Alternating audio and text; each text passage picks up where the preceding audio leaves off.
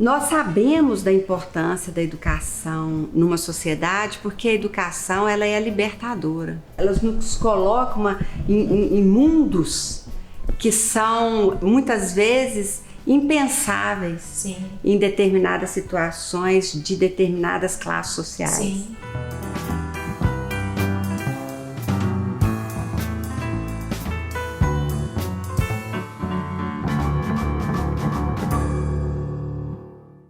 Estamos aqui em Ouro Preto, realizando o 5º encontro Mulheres por Minas, o Feminino em Ação. E claro que se nós estamos na cidade de Ouro Preto, e esse evento é uma parceria entre a UFMG e a UFOP, eu não ia perder a oportunidade de entrevistar a autoridade acadêmica maior que nós temos, né, em Ouro Preto e região, né, e uma das maiores autoridades acadêmicas que nós temos o privilégio de ter no estado de Minas Gerais, que é a nossa reitora, Cláudia Malier. Como é que foi, reitora, sair da condição de estudante de nutrição, passando pela docência na nutrição e, enfim, galgando esse espaço, né, célebre e único que é o reitorado aqui na UFOP? Como eu disse ontem, é inacreditável muitas vezes pensar que hoje eu ocupo esse espaço. Vim de uma trajetória de estudante, né? Sou ex-aluna da UFOP e fiz uma trajetória de vida na universidade como estudante, como professora, como chefe de departamento, como diretora da escola de nutrição, até chegar à reitoria. Essa trajetória, como qualquer outra, você precisa de muita determinação, sim, muita coragem e se sentir que é capaz. Isso é muito importante. Então, assim, o ponto de apoio, o disparo desse processo de crescimento, de ascensão profissional, é, a priori, acreditar em si mesmo, assim, eu posso, eu vou. E, na verdade, depende também de uma determinação e também ocupar os espaços que são muitas vezes oferecidos e muitas vezes a gente não participa. Então, eu me permiti participar de todos os espaços a mim dentro da universidade que foram abertos. Fui também pró-reitora de extensão e nesse percurso de estudante até a reitoria, eu construí uma história não só como uma pessoa que tinha a preocupação com a instituição propriamente dita, mas também com essa sociedade que ela está inserida, porque eu também trago comigo não só esse compromisso, mas também todo um conteúdo, uma história da vida dessa universidade. Né? Então, a senhora trilhou um caminho dentro da universidade, foi conhecendo, inclusive, esse aspecto que as pessoas às vezes não conhecem, né? Que é a extensão universitária, que é a universidade sendo levada para a população, para a sociedade. Então, a senhora, como pró-reitora de extensão, conheceu essa realidade. Conheci essa realidade. E eu acho que isso me permitiu ter esse conhecimento que hoje eu tenho para galgar esse cargo, né? E nesse sentido, essa construção foi muito boa, porque eu participei desde projetos de extensão lá na minha fase estudantil, né? Como também de movimentos políticos, como também de movimentos políticos como docente, né? E também como professora. Fui também administradora na universidade antes de chegar à reitoria, como chefe de departamento, como diretora da escola, e também eu fui superintendente da fundação, né, de apoio à universidade, que é a Fundação Educativa de Rádio e Televisão de Ouro Preto. Então, isso me deu o conhecimento e a segurança necessária e também, logicamente, com características que eu acho que são pessoais e que nós todas podemos ter, de construção de determinação, de confiança, de poder entender o processo, como ele se constrói. Sim. E como que você pode se inserir dentro desse processo, né? Então, desta forma, eu consegui chegar até a reitoria, uma coisa que para mim era praticamente impensável, até pouco tempo antes da candidatura.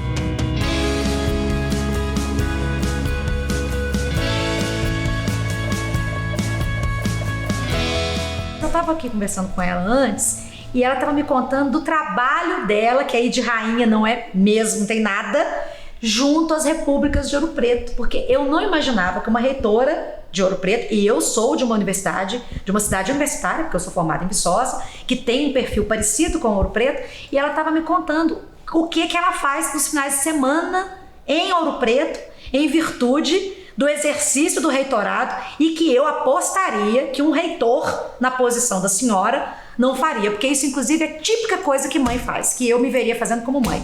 Conta pra gente como é que foi o final de semana passado, reitora. Na verdade, de situações, assim, às vezes eu tenho que ir nas repúblicas e saio aqui à noite e corro algumas repúblicas, no sentido de conversar mesmo, buscar o diálogo, em virtude de alguns problemas, muitas vezes com o Ministério Público, né, estadual e federal, mas num diálogo de tomar café, conversar, chegar num consenso do que seria melhor para nós da instituição, o que seria melhor para eles, os estudantes.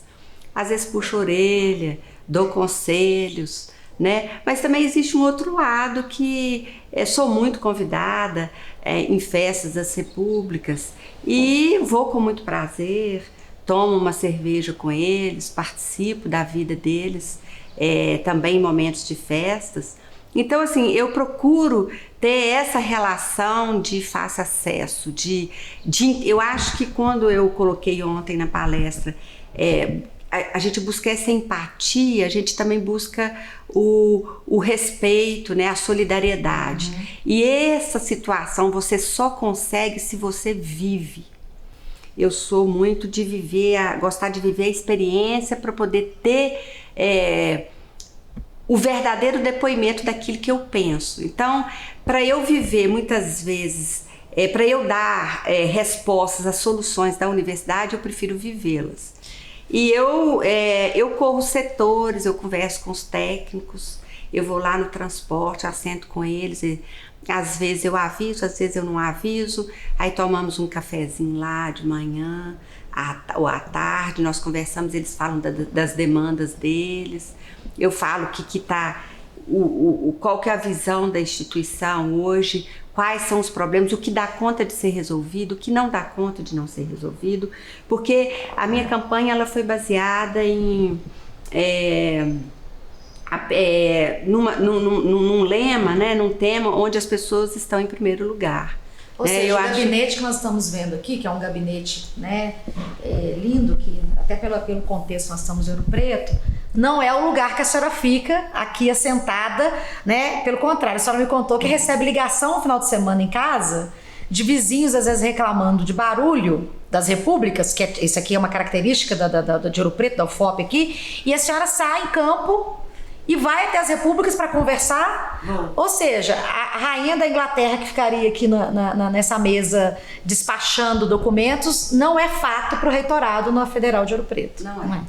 Eu faço questão disso, eu busco esse diálogo, eu busco o entendimento do que acontece na comunidade.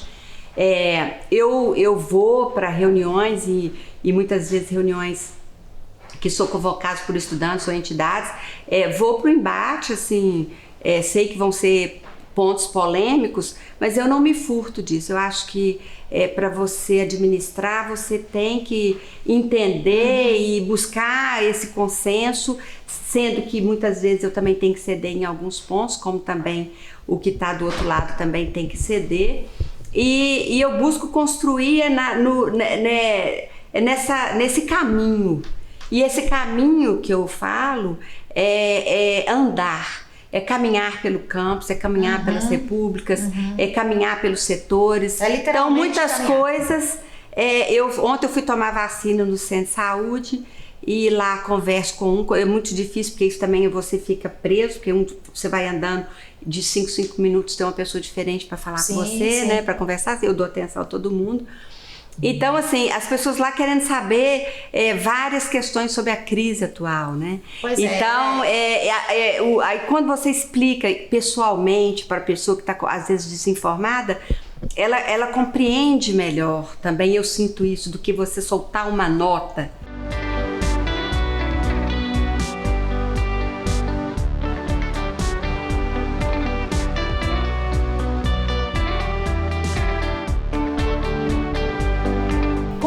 já nesse contexto de crise que nós já vínhamos vivendo, eu estou dizendo que a universidade pública já vinha sendo sucateada. Agora é para ser aniquilada, porque nós estamos dando um passo agora que, enfim, eu não esperava assistir como professora também de universidade pública.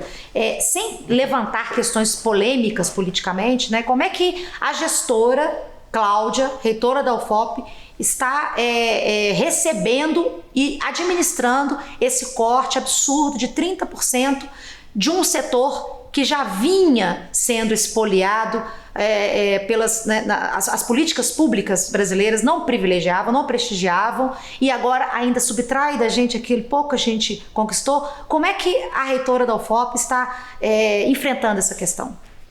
Na verdade, isso é um sofrimento, é uma tristeza profunda, uma vez que a gente entende, e eu entendo particularmente, que as universidades públicas, elas são um patrimônio, né, da sociedade brasileira, em particular em Minas Gerais.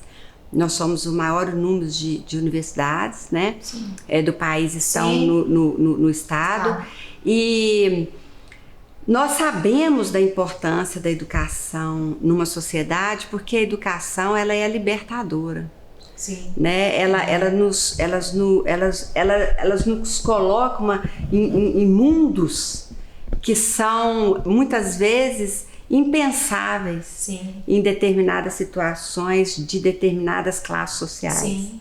Então eu acho que a Universidade Pública Brasileira hoje, ela é muito inclusiva. Uhum.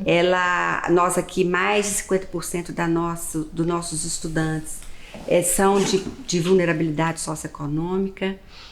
Hoje nós temos também mais de 70% é da cor negra ou parda. Uhum. Então, assim, nós temos um conjunto mais de 60% vem de escolas públicas. Então, Ouro Preto tem uma característica que desde a fundação em 1876 da Escola de Minas, que foi não só para estudar o quadrilátero pela riqueza mineral, mas também aqui sempre foi uma universidade, a Escola de Minas, antes que eram unidades separadas, também recebia muitos alunos carentes do país inteiro. Uhum. Então, assim, isso já é uma tradição da Universidade Federal de Ouro Preto.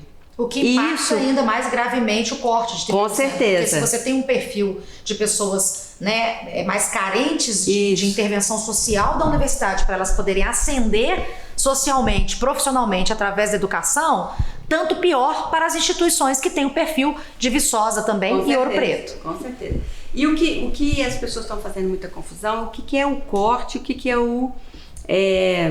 Ele chama de contingenciamento, o governo. Uhum. Contingenciamento, nós estamos trabalhando com ele desde 2015. Uhum. Então ele vem sendo contingenciado um valor, em geral, em torno de 20%, né? Uhum. Só que agora, esse bloqueio de 30%, você, no sistema, no CIAF, ele é bloqueado. Então você não tem esse recurso disponível. Então, se você não tem esse recurso disponível, eu não posso entrar em nenhum processo de licitação, ou mesmo de contrato de terceirizados, ou de compras. Por quê? Porque no processo de contingenciamento, você pode fazer o empenho, porque você ainda tem que... No processo, você pode entrar com uma carta de declaração de disponibilidade de recurso. No caso, por exemplo, do bloqueio, você não tem essa carta de crédito. Ou seja, até formalmente a senhora não tem como atuar, porque não tem administrativamente eu não tenho o documento que eu tenho esse recurso para poder participar da licitação ou para fazer contratos terceirizados. Então, isso inviabiliza a instituição. E isso é muito triste, né? Porque isso é um patrimônio da sociedade. Sim. Qualquer sociedade desenvolvida, ela precisa de uma sociedade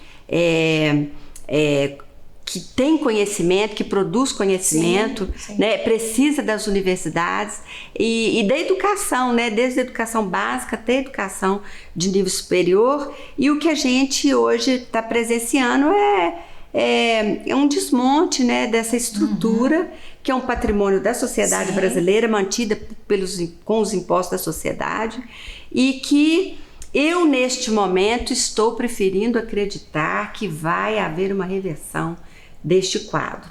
Então, eu não estou pessimista. eu estou preocupada, mas eu não estou pessimista. Eu acredito que o governo deve repensar essa medida e provavelmente reverter esse quadro desse corte de 30% das instituições federais de ensino superior.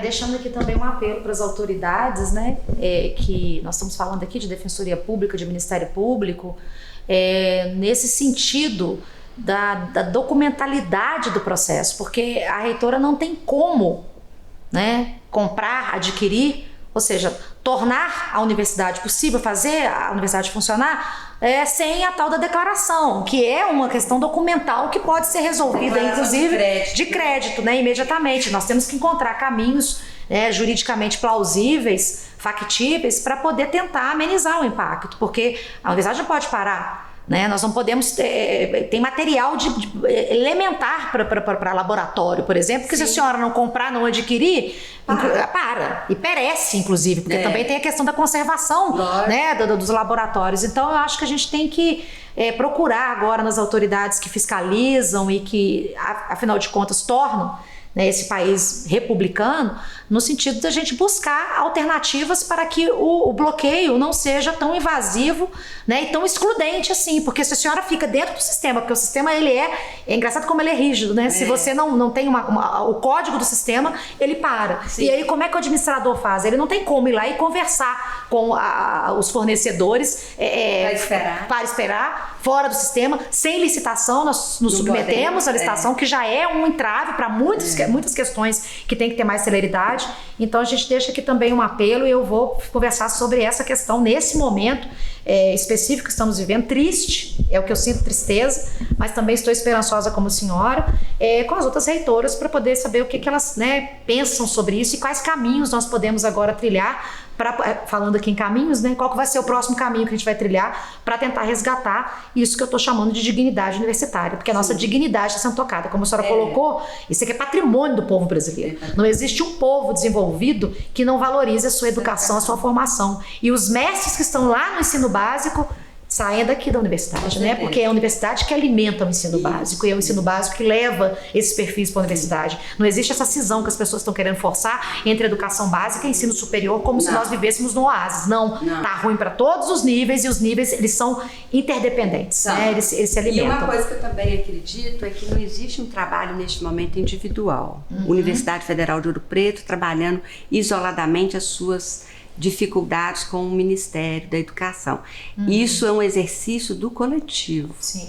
Esse exercício do coletivo é que eu acho que vai buscar a solução e vai encontrar a solução. É o problema de todas, não é de uma. Sim. Né? O 30% do corte foram para todas. Então nós, unidas, teremos que buscar a solução juntas, né? Sim. E não podemos negociar isoladamente cada universidade de acordo com as suas necessidades. Sim. Então eu acho que é um exercício coletivo, é um processo que deve unir toda os reitores e reitoras, justamente com a nossa representação, que é a Andifes, que é a Associação dos Reitores, para que possamos juntamente ter a força necessária para tentar ajudar a reverter esse problema. Nossa, conte comigo, conte com nós, com a turma do direito, porque acima de tudo é uma questão jurídica também, Sim. né? Não é só uma questão de administração, mas conte conosco que nós estaremos lá firmes. E, aliás, eu acho que as manifestações, elas têm mostrado que nós estamos juntos, né, unidos por uma causa comum, né, que é realmente com uma a sociedade civil, com a sociedade civil, inclusive, que reconhece esse capital intelectual que é Isso. indispensável para o crescimento, para o desenvolvimento da nação. Ninguém tem dúvida, né? Com certeza.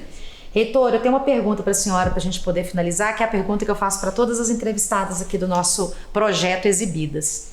A gente vive numa sociedade, já que há um tempo, a exposição da mulher passou a ser algo muito mercadologicamente explorado, né? O corpo feminino passa a ser venal. E aí, quando a gente pensou em dar o título para o programa, né, para o projeto Exibidas, o que vem, no primeiro momento, é a exibição da mulher, né, enquanto corpo, enquanto formas, né, tal como a gente hoje vê aí em tantas, né, na mídia, como que isso é explorado. E o que a gente quer com o programa não é exibir a corporalidade feminina, isso já está mais do que, né, exposto, né? E é uma questão que nós temos que pautar e discutir, né? O que é que nós queremos para o feminino no século XXI, que nós estamos discutindo aqui em Ouro Preto, o feminino em ação. Então, exibir, para mim, é no sentido de ter o que apresentar, de ter o que mostrar, de algo com que contribuir, e que eu tenho que mostrar para as pessoas saberem, virem, inclusive como a senhora colocou aqui, virem ao chamado da universidade para poder apoiar esse projeto, que agora é um processo realmente de luta mais intensa, mais efetiva, para poder tentar resgatar o que aparentemente estamos perdendo. Eu queria que a senhora resumisse para nós, assim, numa frase, quando eu convidei a senhora para poder vir falar para o Exibidas, o que é para a senhora ser uma mulher exibida? O que a senhora teria para exibir? O que é ser exibida para a senhora?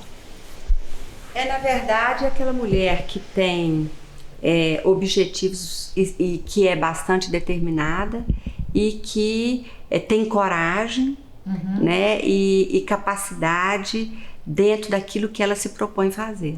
Então, eu acredito que ser exibida é mostrar sua competência, é mostrar que nós mulheres somos capazes, é mostrar que estamos sempre disponíveis aos desafios. Nós não somos mulheres de não enfrentamento, pelo contrário, né? E eu acho que é dessa forma como estamos agindo, né, é que a gente tem conseguido esses espaços que estamos conquistando, né, cada dia mais. Então eu acho que a história que ela carrega também vai por essa parte de mostrar, de exibir, né, essa trajetória de vida que acaba culminando em postos como este, por exemplo, de reitora, né, mostrando sua trajetória, mostrando a sua construção, a sua relação com o mundo, a sua leitura de vida, né? Como também profissional, como mulher, como mãe, né? Então isso tudo vai criando esse ser mulher que exibe essas qualidades e essas competências que ela consegue, então, hoje em dia, ocupar esses espaços que antes eram mais ocupados pelo sexo masculino, e que hoje ela está, na verdade, ocupando, e de uma forma, não estou falando de mim, estou falando de outras, mas nós temos ocupado de forma muito competente, com resultados bastante positivos, encorajadores, respeitosos, né? Então, assim, isso que é o orgulho maior. Para mim, não é ser tanto reitora, para mostrar para as mulheres, inclusive as mais novas, que somos capazes e que conseguimos ser e ocupar esses espaços. A gente tem que construir essa estrada para chegarmos nesses postos, né? Competência, né? História, determinação, história e coragem. Coragem. Obrigada, então. Eu que agradeço. Obrigada.